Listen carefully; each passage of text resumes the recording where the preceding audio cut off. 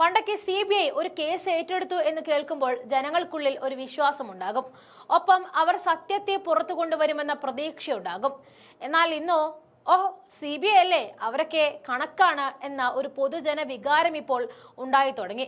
അതിന് കാരണം കേന്ദ്ര അന്വേഷണ ഏജൻസികളെ ഭരിക്കുന്ന കേന്ദ്ര സർക്കാർ തന്നെ പൂട്ടിയിടുന്നു എന്നത് തന്നെയാണ്. CBI ജനങ്ങൾക്ക് വിശ്വാസമില്ല എന്ന രൂക്ഷ വിമർശനവുമായി ഇപ്പോൾ എത്തുന്നത് മദ്രാസ് ഹൈക്കോടതിയാണ്.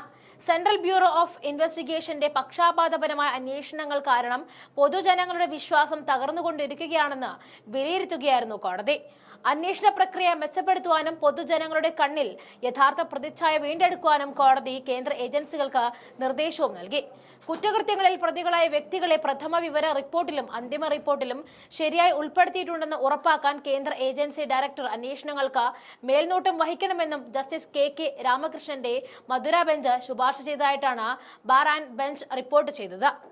തെളിവുകൾ ശേഖരിക്കുന്നതോ രേഖകളിൽ നിന്നും ഒഴിവാക്കുന്നതോ ആയ രീതി ഡയറക്ടർ നിരീക്ഷിക്കണമെന്നും കോടതി ഉത്തരവിട്ടു.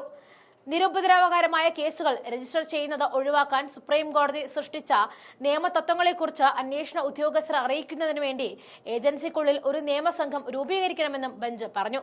2019 തിരുനെൽവേലി ബാങ്കിൽ നിന്നും 2 കോടി രൂപ വഞ്ചിച്ച കേസിൽ ശിക്ഷിക്കപ്പെട്ട 8 പേരെ കുറ്റവിമുക്തരാക്കിക്കൊണ്ടായിരുന്നു കോടതി ഈ നിർദ്ദേശങ്ങൾ പുറപ്പെടുവിച്ചതെന്നും the New Indian Express report ചെയ്തു. വായ്പകൾ തീർപ്പാക്കി വളരെ കാലം കഴിഞ്ഞാണ് ബാങ്ക് ഇക്കാര്യം അന്വേഷിച്ചത് എന്നും അതായത് നഷ്ടങ്ങളൊന്നും സംഭവിച്ചിട്ടില്ല എന്നും കോടതി ചൂണ്ടിക്കാട്ടി. ഇതൊക്കെയാണെങ്കിലും ഈ വസ്തുതകൾ പരിഗണിക്കാതെയാണ് കേന്ദ്ര ഏജൻസി കേസ് ഫയൽ ചെയ്തതെന്നും പറയുന്നുണ്ട്.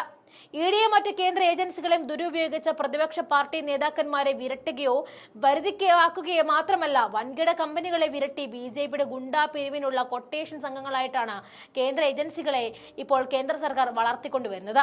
അത്രയ്ക്ക് ഈ ഏജൻസികൾ അധപ്പതിച്ചു എന്ന് വേണം പറയാൻ.